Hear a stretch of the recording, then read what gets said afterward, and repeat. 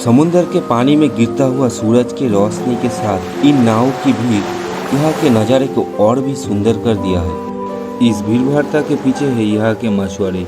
ये लोग अक्टूबर से फरवरी महीने के एंड तक इस ठंड में मछली पकड़ते हैं। ये तरीका इन लोगों के पूर्वज के समय से ऐसे ही चल रहा है। इस नए दौर में कुछ पुराने तरीके को छोड़ के नया टेक्निक अपनाया है जरूर, लेकिन इसमें मछलियों को ड्राई करने की और समुद्र से मछली को पकड़ने की प्रोसेस पुराने दिनों से एक जैसे ही हो रहा है। इस तरह मछली ड्राई करने की प्रोसेस भारत में कई जगह पे होता है। मैं आज ऐसे ही एक जगह पे आया हूँ जो है वेस्ट बंगाल के अंदर मंदारमनी के आसपास के इलाके में।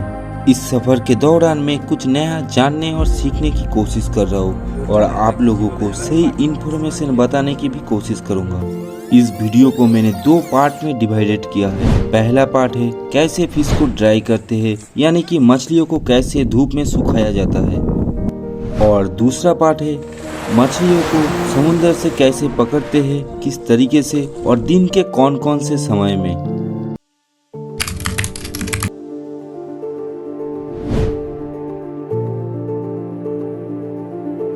नाव के द्वारा निकाला हुआ कच्ची मछली को पहले अपने सुविधा अनुसार ड्राई करने की प्रोसेस की जगह पे ले आते हैं और ये मछली पकड़ने की प्रोसेस हर 24 आवर्स में 6 से 7 घंटे के बाद होता है। इसका कारण आपको नेक्स्ट चैप्टर में देखने को मिलेगा।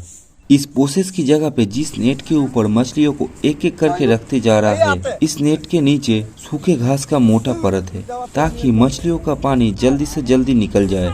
ये सभी मछलियों को छोटे बड़े हिसाब से अलग अलग करना पड़ेगा क्योंकि धूप में सूखने के लिए इसको अलग अलग टाइम लगता है।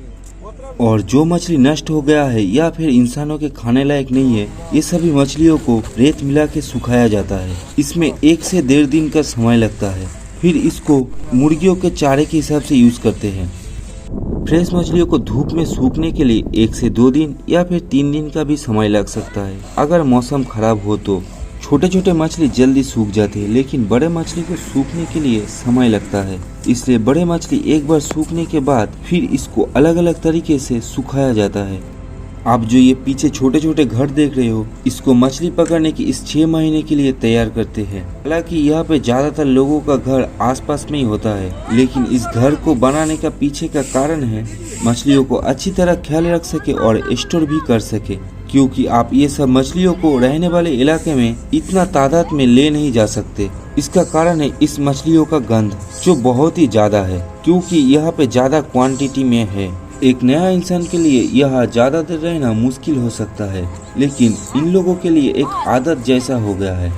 कुछ मछलियों को धूप में सूखने के लिए एक कपड़े की तरह टांग देते हैं ताकि सूरज की रोशनी अच्छी तरह से गिर सके, लेकिन ये प्रोसेस 2 से 3 दिन में ही पूरा हो जाता है और ये फुल्ली ऑर्गेनिक तरीके से होता है। कोई भी केमिकल यूज नहीं करते हैं।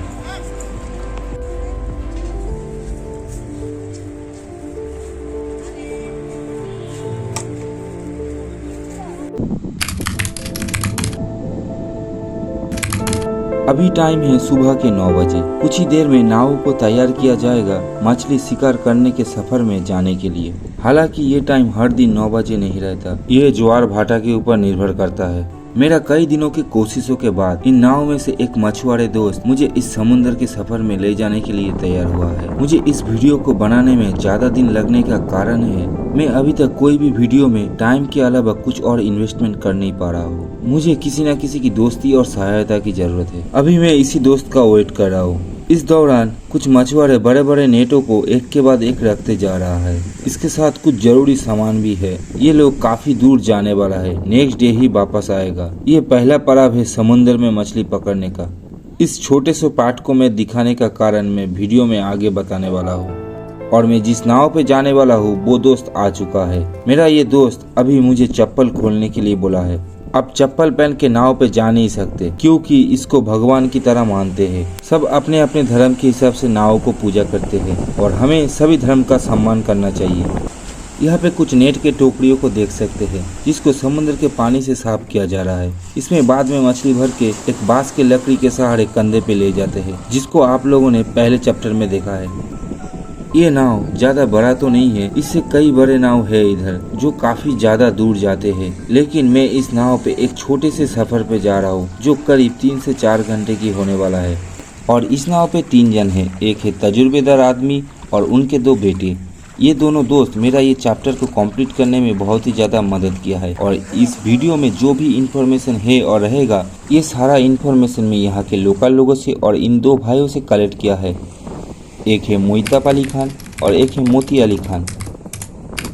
इस नाव को कम समय में ज़्यादा दूरी तय करवाने के लिए जिस मशीन को रस्सी से स्टार्ट कर रहा है, ये डीजल से चलता है। लेकिन हर एक नाव पे एक जैसा टेक्निक नहीं रहता, कुछ बड़े नाव पे अलग अलग सिस्टम है, जिसके लिए मैं अलग से एक फुटेज कलेक्ट करके रखा हूँ। इस बड़े नाव पे थोड़ा सा अलग है, यहाँ पे नीचे के साइड एक बड़े से पंखे को देख सकते हैं या फिर इसको प्रोपेलर भी बोल सकते हैं। इसके सामने जो एक लोहे का प्लेट है, इसके सहारे दिशा नियंत्रण करता है। इसको एक हैंडल के द्वारा संभालते हैं। ये नाव अभी समुद्र में मछली पकड़ने के सफर में जाने के लिए तैयार है।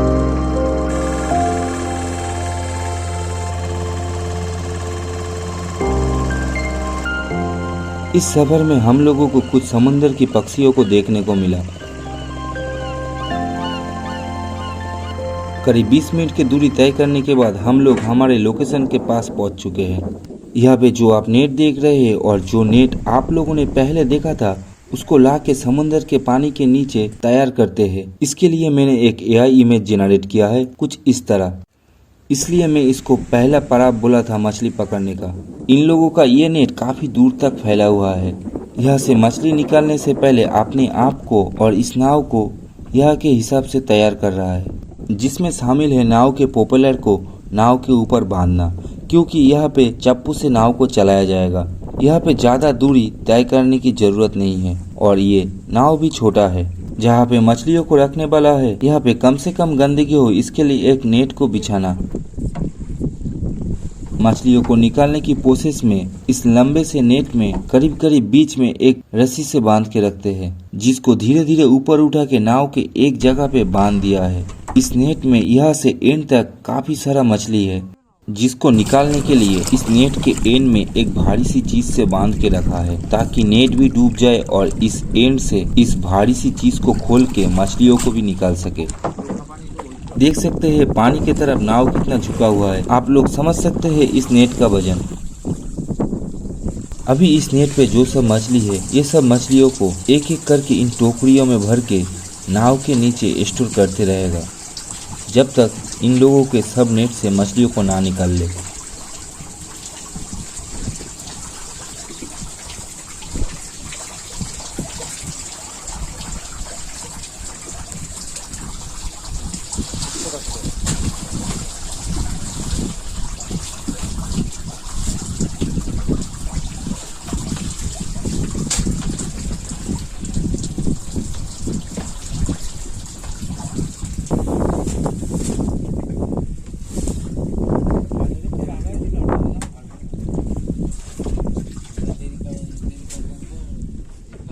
स्टोर करने की इस नीचे की तरफ इन लोगों की और भी कुछ जरूरी सामान रखते हैं, ताकि बाद में इन लोगों के काम आ सके।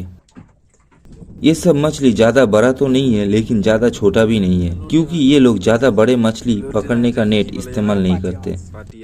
लास्ट में फिर से भारी सी चीज से बांध के नेट को पानी में फेंक देते हैं, लेकिन अगली बार मछली फंस सके इसलिए नेट को पलटना जरूरी है। मतलब अगर पहले नेट का फेस साउथ के तरफ था तो अभी नॉर्थ के तरफ करना पड़ेगा। ये प्रोसेस हर 6 से 7 घंटे के बाद होता है।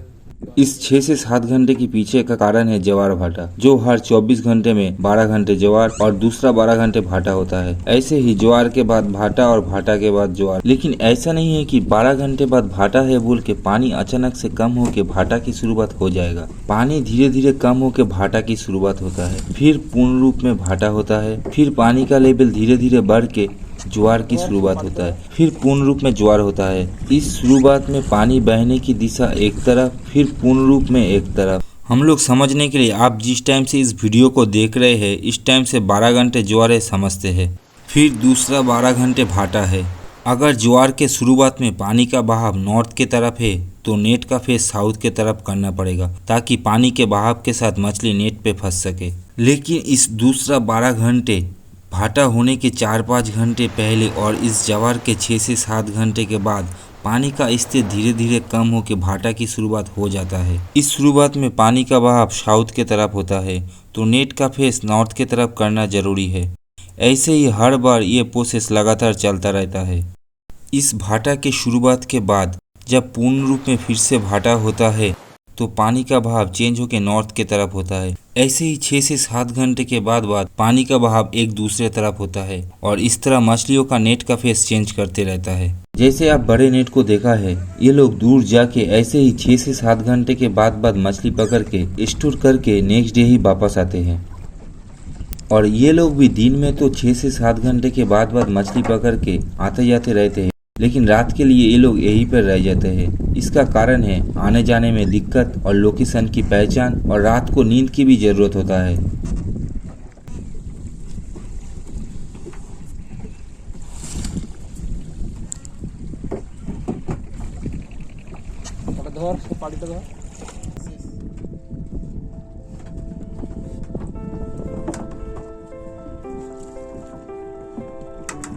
इस समय नाव को चप्पू से चलाते हैं। हर एक नेट से मछलियों को एक के बाद एक निकल के स्टोर करते जाएगा।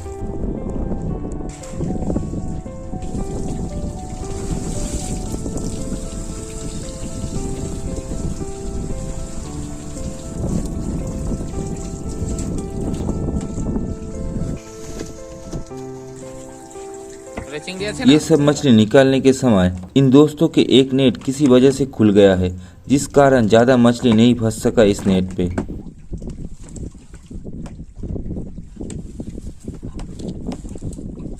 इसलिए इन लोगों के जरूरी सामान में से सुई धागा निकाल के नेट को सिलना जरूरी है।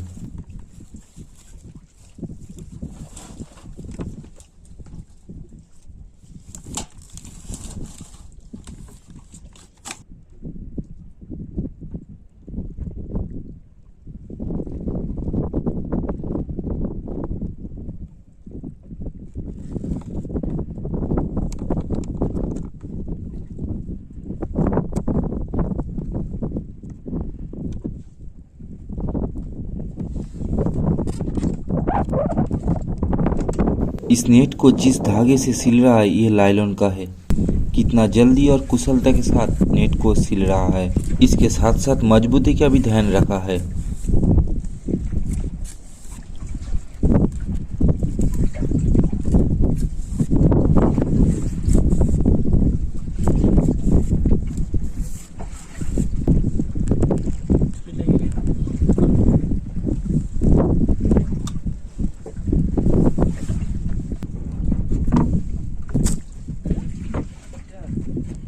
ये सब नेट से मछली पकड़ने के बाद अंत में सब कुछ देखना जरूरी है, नहीं तो अगली बार भारी नुकसान का सामना करना पड़ सकता है। इस नेट को समुद्र में बांस के लकड़ी के सहारे बनाने में काफी ज्यादा लेबर कॉस्टिंग और मेहनत की जरूरत होता है। इसको महीने 2 महीने में ठीक करते हैं अगर बांस की लकड़ी नष्ट हो जाए तो।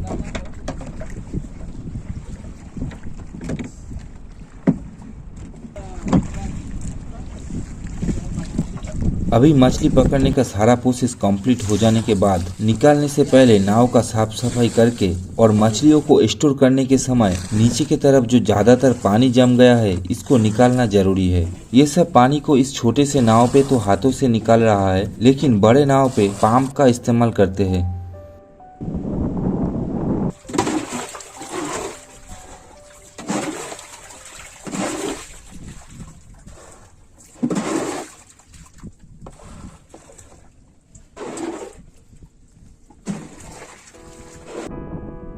अभी हम लोग वापस किनारे पे जाने के लिए तैयार है। आशा करता हूँ आप लोगों को मछली पकड़ने का प्रोसेस समझा पाया। इस चैनल के वीडियो रिलेटेड फोटो और अलग तरह का फोटोग्राफी मैं अपना इंस्टाग्राम चैनल पे छोड़ता रहता हूँ, आप चाहे तो फॉलो कर सकते हैं। अभी के लिए मेरा ये सफर यहीं पर खत्म होता है, फिर मिलते हैं अगले वीडियो पे।